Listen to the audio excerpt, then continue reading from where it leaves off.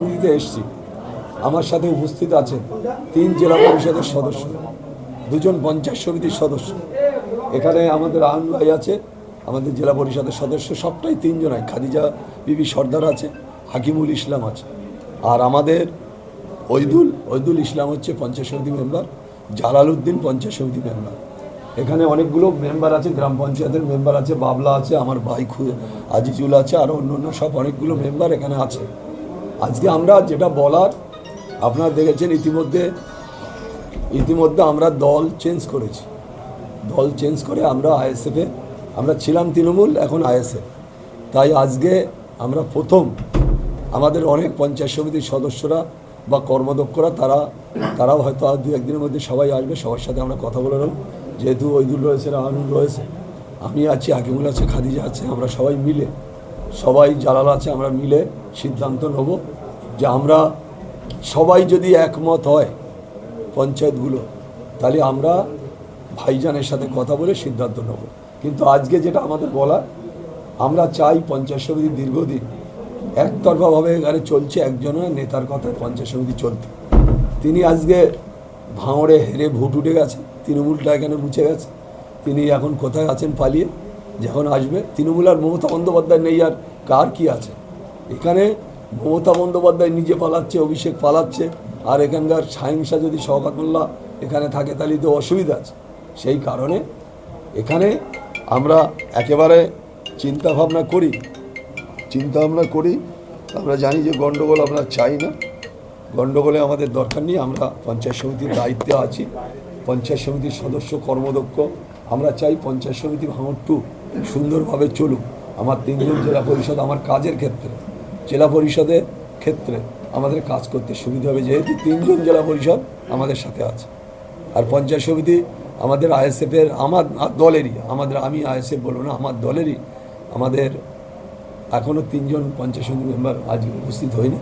অন্যরা যারা তৃণমূলে আছে তারাও আগামী দিনে আমরা চাইব সবাই আইএসএফের সাথে আমাদের সাথে হাত মিলিয়ে আগামী দিনে যাতে আমরা একসাথে কাজ করতে পারি সেই চেষ্টা করব। যিনি বলেছিলেন 100 কোটি টাকার কাজ করবে, সোনার ভাঙড় গড়ে দেবেন, তিনি সোনার ক্যানিং করে আসেনি, সোনার ভাঙড় গড়বে আজকে। তাই তিনি ভাঙড় ছাড়া কোথায় আছে কেউ জানেও না, কোথায় আছে কেউ জানেন না। তাই আমি শুধু একটা কথা বলবো যে আমরা ভাঙড়ের যারা নেতৃত্ব, ভাঙড়ের যারা সাধারণ মানুষ যেভাবে বঞ্চিত লাঞ্ছিত, 1.5 বছর ধরে কোনো কাজ হয়নি, মানুষ পরিষেবা পায়নি। এই পঞ্চায়েত সমিতিতে যারা ছিল তারা কিছু দুর্নীতিবাজ চেয়ারে বসে টেবিলে পা তুলে দিয়ে শুয়ে থাকতো, এরম ব্যক্তিরা ছিল। তাই আজকে আমি মনে করি এই পঞ্চায়েত সমিতি সুন্দরভাবে আমরা যাতে একসাথে কাঁধে কাঁধ মিলিয়ে আমরা একেবারে পঞ্চায়েত লেভেল, বুথ লেভেল পর্যন্ত কাজ করতে পারি, সে চেষ্টা আমরা করব।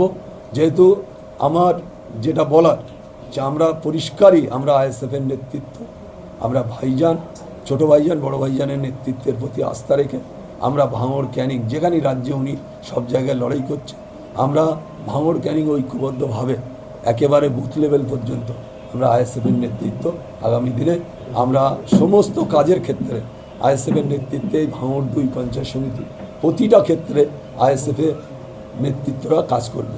তাই আজকে আমাদের বলার, আজকে আমরা এসেছি। আমরা খুব বেশি লোক কারুর বলিনি, এখানে তো 20-30 হাজার লোক হতো বললে, এখন সেই ইমেজ আছে, নির্বাচন যেহেতু হয়ে গেছে আমরা কাউকে বলিনি। হাকিমুল আমরা কয়েকজনকে ডেকে নিয়ে আমরা এখানে এসেছি।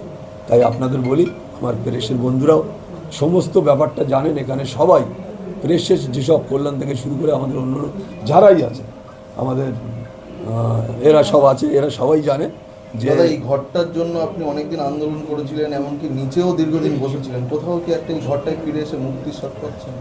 না, সেটা শুনুন, আমরা তো ঘরটার জন্যই ঝগড়া করিনি।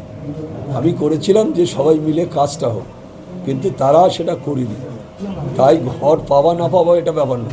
আমি তো এক্ষুনি একটা রেজলিউশন করতে পারি, ঘর আমার ঘর আমি নিতে পারি, সেটা নিয়ে ব্যাপার না।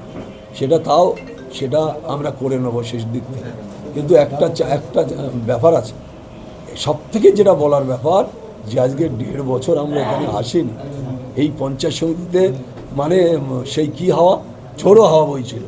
মানে কোনো মানুষ নেই, জোর নেই, কাজ নেই, কাম নেই। মানুষ যেন মনে করতো পঞ্চায়েত সমিতি ভাঙর টু করে মানুষের মনে হাসি নেই, কাজের ক্ষেত্রে কোনো উন্নয়ন নেই, মানুষ আসলে পরিষেবা পাচ্ছে না, এইভাবে পঞ্চায়েত সমিতি চলতো।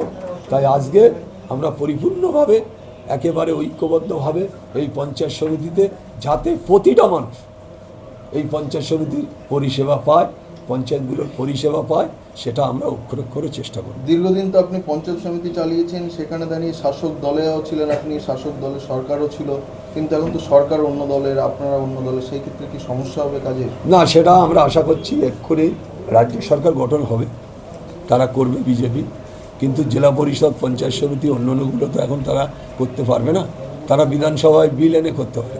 সেটা যদি সে পরবর্তীতে হয় সেটা আমরা নিশ্চয়ই ভাবব, আমরা ফের পঞ্চায়েতে লড়াইয়ের জন্য প্রস্তুত নেব, কোনো ব্যাপার নেই।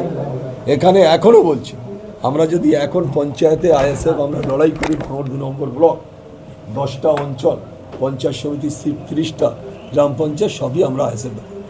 হ্যাঁ, নির্বাচন হোক না হোক কোনো ব্যাপার। গতকালকেই নওশাদ সিদ্দিকী বলেছিলেন কি যে ভাঙড়ের যে সমস্ত জায়গায় অশান্তি হচ্ছে তিনি কড়া বার্তা দিয়েছিলেন, সেখানে দাঁড়িয়ে তিনি এটাও অভিযোগ করছিলেন যে যারা তৃণমূল থেকে এসছে তাদেরই লোকজন বেশি করে অশান্তি করছে, আইএসএফ এর লোকজন অশান্তি করছেন, সেই ক্ষেত্রে কি আপনি একটু কড়া হবেন? এখন আজকেও না, আমি আজকে বিভিন্ন জায়গায় আমি খবর পেয়েছি। আজকে আমার বড় ভাইজান ছোট ভাইজানের সাথে আমার বসার ব্যাপার আছে। আমি সমস্ত দিক দিয়ে, আমরা এই নতুন দলটা বদনাম হোক আমরা চাইব না। এখানে রাহানুর আছে, এরা আমরা সবাই একমত হব, আমরা বসবো আপনারা চলে গেলে, যে কোনো জায়গা কোনো মানুষের জোর করে বাড়ি দখল, ভেড়ি দখল, অন্য কিছু আমরা করতে দেবো না। অনেক জায়গায় কাল থেকে চলছে, চালান আমার পঞ্চায়েত সমিতি মেম্বার তাহারে ভেঙে দিয়েছে, তার একটা কাঁচের ভেঙে দিয়েছে। আমি ওদের সাথে কথা বললাম, ওরা বলছে ভাই ভুল হয়ে গেছে, একটা করে ফেলেছি। এরম হচ্ছে। নতুন ছেলেরা আমাদের কাজ করতে কিছু অসুবিধা হলেও আমরা সবাই একসাথে মিলে কাঁধে কাঁধ মিলিয়ে আমরা কাজ করি। আপনি তো দীর্ঘদিন তৃণমূলে থেকেছেন, দলীয় কর্মীদের আবেগ দেখেছেন, কোথাও আইএসএফ এসে কি দলীয় কর্মীদের আবেগটা একটু আলাদা দেখা যাচ্ছে? নওশাদ সিদ্দিকী আবেগ ধারণ করছেন, তো এটা একটা আবেগ আছে, আবেগ থাকা ভালো, কিন্তু অতি আবেগ থাকা ভালো না। আমার নেতা বলে দিয়েছে তুমি কিছু করবে না, আর তারা যদি মনে করে করবে তাহলে এটা তো মানা যাবে না। নেতার নির্দেশ মেনে চলতে হবে। ভাইজান কালকে আমার হাকিমুলির সাথে বলে গেছে যে তুমি দেখে নেবে যাতে যেন কোনো গণ্ডগোল নয়। তারপরে একচেটিয়া গণ্ডগোল হচ্ছে, যেমন মেয়াতা 1 হয়েছে, মেয়াতা 2-তে হচ্ছে, এখানে বিভিন্ন জায়গায় হচ্ছে, সেগুলো আমি রাহানুর রয়েছে, ওইদিন রয়েছে, আমি সেসবগুলো নিয়ে বসে কথা বলে নেবো। তবে আমি চাই আমাদের ছেলেরা অত্যন্ত দায়িত্বপূর্ণ ছেলে, সঠিক ছেলে, আইএসএফের যারা তরুণ প্রজন্মের ছেলেরা তারা টোটালটাই আইএসএফ, এটা মেনে নিতে হবে।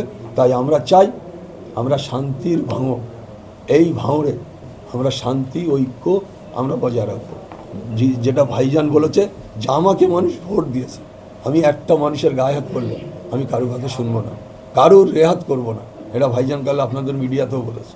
তাই আমিও বলছি যে এই ধরনের কাজ আইএসএফ কোনোভাবে মাথা নত করবে না, মেনে নেবে না।